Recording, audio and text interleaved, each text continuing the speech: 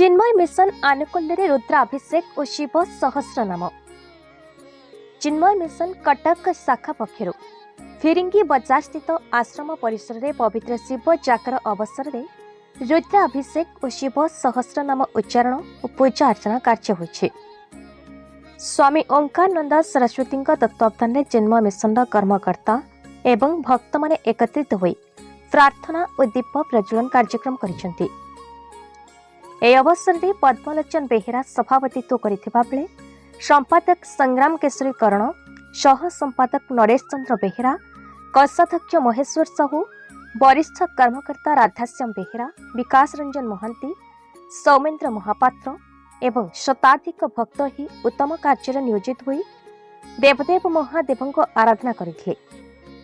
संसार किपरि दुख अंधकार दूर होई ज्ञान आलोक सुख आनंद उल्लास होई झरी पड़ो सेथिपई एही प्रयास।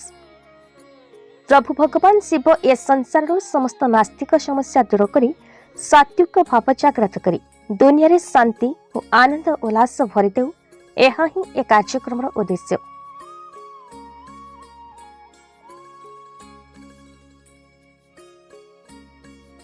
चिन्मय मिशन आचार्य स्वामी ओंकारानंद मुना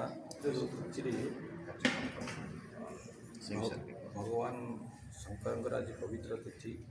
यही तिथि एक उपासनार दिन।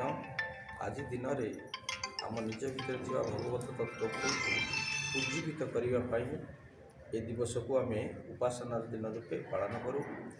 तेणु सहस्र नाम अर्थ हूँ भगवान हजार नाम को आम भक्ति सहकारे उच्चारण पूर्वक ज्योति स्वरूप दीप माध्यम आम भितर उज्जीवित करने को आम चेष्टा करूँ।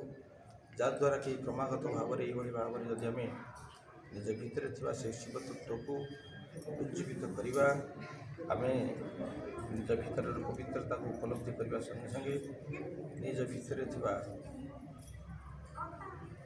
जिते सब अंधकारमय जीवन अच्छे नाश करी आलोक दीप को दीप्तिमान करने पालन केते अंशग्रहण कर आज बोधे बर्तमान प्राय 60 जन खंडे केते माने पार्टिसिपेट करवा कथा केते जन नहीं निश्चित करवा कथा बहुत आमर ये करवा कथा आसती।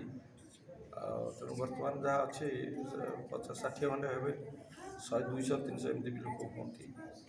तो ये राति आपन कहले आलोकर रात्रि किंतु ये हरि हर जो भेट ये राति भितर हुए कौन तार रहस्य हरिहर भेट सी हूँ कथा कौन आम विशेष भाव में जानी जी आम खाली आम वेदांत ये अनुसार भगवान को जिते आम उपासना माध्यम आम अंतकरण शुद्ध करने मन को पवित्र करने पवित्र मन जो हम ताही भगवान उपासना उपयोगी हम देवत्व को उज्जीवित करूँ से ये उपासना।